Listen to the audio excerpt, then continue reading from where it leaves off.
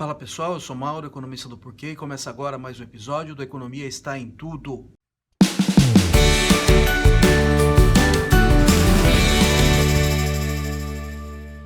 A gente começa falando de Banco Central, de Selic, que é a taxa de juros básica da economia. Na semana passada a gente já falou um pouquinho quando o Banco Central anunciou a decisão de baixar pela terceira vez a Selic em meio ponto percentual. Ela saiu lá de 6,5 e agora está em 5. Nessa semana, na semana seguinte à decisão do Banco Central, sai a ata do Copom. Então o que é o Copom? O Copom é o Comitê de Política Monetária do Banco Central, que ele se reúne periodicamente para decidir o que vai fazer com política monetária e, em particular, com a Selic. O Copom que tomou a decisão de baixar pela terceira vez a Selic em meio ponto percentual. Na semana seguinte ao anúncio da Selic, sai a ata do Copom em que o Copom justifica a sua decisão. Não tem nada muito de novo em relação... Na verdade, tem alguma coisa de novo, bem importante, mas a maior parte das coisas é igual em relação às reuniões passadas e às atas passadas.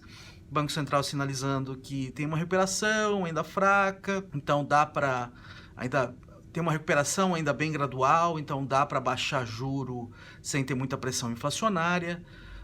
Além disso, os juros estão baixos no resto do mundo, então isso facilita também o processo de queda no juro aqui no Brasil. E as reformas estão andando, em particular a reforma da Previdência, que dá um alívio no nó fiscal de longo prazo brasileiro. Mas tem uma coisa a mais que o Banco Central sinalizou bom, primeiro, até o fim do ano deve cair mais meio ponto percentual. Então a gente deve chegar no fim do ano com 4,5%.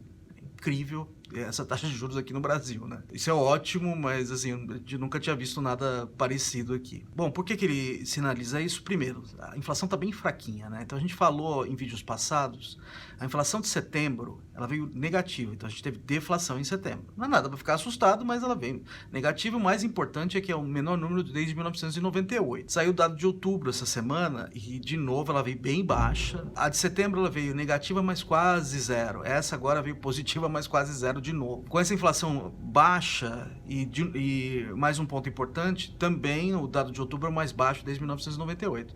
Então, com essa inflação mais baixa, tem espaço para o Banco Central cortar o juro, então ele vai cortar o juro em mais meio ponto percentual, lógico, se todas as condições se mantiverem, né, aqui e no resto do mundo.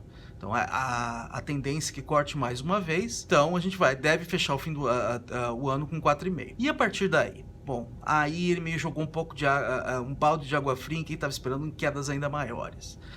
Já tinha gente achando que 2020 ia chegar a 3. E ele falou em cautela a partir dali. Então, deva cair um pouco mais, mas não um movimento tão agressivo. Então, a hora que a gente olha para os dados, por exemplo, de taxas de juros longas, que são as taxas em cima de títulos da dívida pública brasileira um pouco mais longo, elas já começaram a subir depois do que o Copom soltou a sua ata, refletindo essa expectativa que, tinha essa expectativa que a taxa de juros poderia cair ainda mais, e agora parece que ela vai ter um piso aí, tem muita gente já falando em 4, não que caia abaixo disso. Outra coisa que está na ata, que é uma coisa interessante, o Banco Central faz algumas simulações, por exemplo, algum cenário para demonstrar quanto que seria a inflação sob aqueles cenários, aí mostrar, olha, como a inflação está X, se eu baixar o juro, isso tem motivação para baixar o juro porque eu poderia puxar ela para cima. E em um desses cenários que o Banco Central comunica na ata, ele mantém a taxa de juros 4,5 até o fim de 2020 e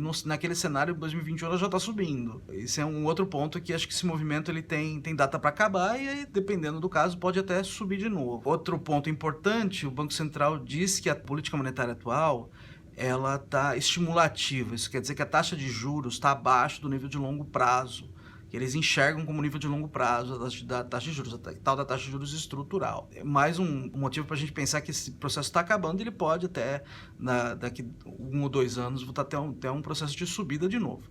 Lógico, comunica também que se as reformas continuarem andando, em particular reformas microeconômicas, de aumentar a produtividade da economia brasileira, a taxa de juros estrutural pode cair mais. Então, aí esse processo pode se acentuar. Tudo mais constante, a impressão é que o processo vai continuar caindo ao longo de 2020, cai mais agora até o fim do ano, né? Mais meio por cento, deve continuar caindo, mas a um ritmo mais lento, se tiver alguma coisa, e depois pode até ter uma subida, dependendo das condições. Durante a semana também o governo fez leilões de petróleo, né? Então, para tentar ver se tinha empresas interessadas em explorar a produção de petróleo no pré-sal. Foi bem ruim, né? Então, tinha essa expectativa de arrecadar 100 bilhões, então isso é a tal da cessão onerosa, né? Que é no pré-sal. A Petrobras, lá em 2010, foi concedido a ela o direito de explorar 5 bilhões de barris de petróleo, mas aí no processo descobriu que tinha muito mais. Então, o leilão ali é para tentar ver se tem interessados em explorar, e é um risco muito baixo, na verdade, para quem está explorando, porque já sabe que tem petróleo lá. Então, a expectativa do governo era arrecadar 100 bilhões com isso aí, um pouco mais que 100 bilhões de reais, ajudar a fechar as contas e, além disso, repassar um pouco disso para estados e municípios dentro da negociação da reforma da Previdência. Isso era uma das coisas que estavam acordadas para as coisas irem para frente. Então, vem menos dinheiro do que o esperado, as empresas de fora não se interessaram, teve uma participação pequena de empresas chinesas em parceria com a Petrobras. Foi a Petrobras que acabou dominando o leilão, então o dinheiro tem pouca concorrência, o dinheiro veio abaixo do esperado. O pessoal especialista na área está dizendo que, bom, a Petrobras ela tem uma certa preferência ali para entrar nesses leilões e explorar o petróleo nessas áreas. Então isso pode ter espantado empresas estrangeiras, essa preferência que a Petrobras tem. Então o governo está inclusive falando daqui para frente em tentar acabar com a preferência da Petrobras nos próximos leilões que deve fazer. Então teve até partes desses leilões que não teve nenhum interessado. Outra coisa que pode também ter espantado empresas estrangeiras é que a Petrobras já fez investimentos nesses campos, né? Então teria que ressarcir a Petrobras em relação aos investimentos, então teria que ter uma negociação, e tem uma incerteza aí qual seria o tamanho desse custo. Bom, de qualquer forma, bem menos dinheiro do que esperado, então o pessoal que estava esperando esse dinheiro também, primeiro, para as contas do governo foi uma notícia ruim. Até a gente viu durante o dia em que saiu essa notícia, você viu a Bolsa dando uma caída, apesar de que a Bolsa está indo muito bem recentemente, mas deu a caída ali no dia, o dólar também voltou a subir um pouco. É nada muito complicado, né? Mas assim, sinalizou, o sinal foi ruim. Então, para o governo, para as contas públicas que está contando com esse dinheiro para fechar o ano, foi uma notícia ruim. Também para estados e municípios que estavam esperando isso aí, né? Então, mais um ponto, na negociação com o Congresso durante a reforma da Previdência foi prometido parte desse recurso.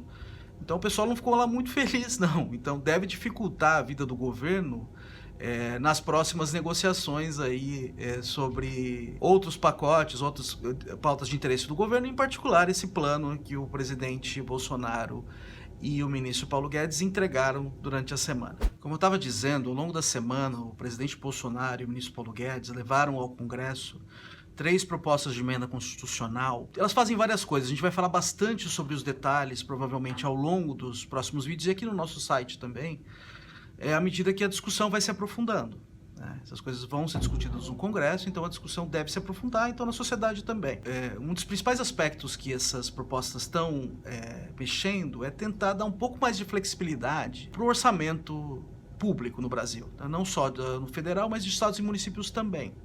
Então o orçamento ele é muito engessado, ele é cheio de vinculações, tem muitos gastos obrigatórios. Parte aí da tentativa que vem do executivo é tentar dar mais flexibilidade ao orçamento público. Deixa eu dar um exemplo que tem rigidez no orçamento público, por exemplo, de estados e municípios. Eles têm que gastar 25% de sua receita líquida em educação, 18% para estados e 15% para municípios em saúde. Basicamente lá, quando foi escrita a Constituição, o que os nossos representantes lá naquela época estão dizendo? Eu falei, eu não confio nos nossos representantes futuros, que eles vão fazer escolhas boas para a sua população. Isso tem uma certa racionalidade, eu acho, por exemplo, quando você tem gastos que têm retorno de longo prazo. Então, a educação acho que é um bom exemplo disso, né? Então, o político ele pode ter incentivo a fazer gastos que dão benefício para ele só no presente. Então, por exemplo, construir uma ponte, sei lá, alguma coisa assim. Ele mostra a população que está trabalhando ali, que está construindo alguma coisa, mas coisas como educação, coisas que dão frutos lá no longuíssimo prazo. Então, ele pode ter um baixo incentivo a fazer isso. Então, quando você põe na Constituição, você basicamente guia ali as decisões. Mas, por outro lado, muitas vezes as prioridades mudam e as próprias prioridades da população são diferentes. Tá? Então, esse para mim, na verdade, é o trade-off. Quando você amarra o orçamento, você também tira flexibilidade ali para coisas que a população julgue mais relevantes, né? Vamos considerar, por exemplo, um município em que tem um envelhecimento da população que está ocorrendo de maneira muito rápida. Isso tem acontecido no Brasil. Então, a necessidade de gastar com educação, ela é cada vez menor. Por outro lado, a necessidade de gastar com saúde ela é maior. Quando você ingessa o gasto, você impede que você faça realocações nesse sentido. Outro ponto que o engessamento é ruim, então, quando você cria uma vinculação, por exemplo, tem um projeto, o dinheiro vai fluir para aquele projeto independente do que aconteça. Então, o incentivo ali para o gestor é muito pequeno em fazer um bom uso do dinheiro público e gerar bons resultados.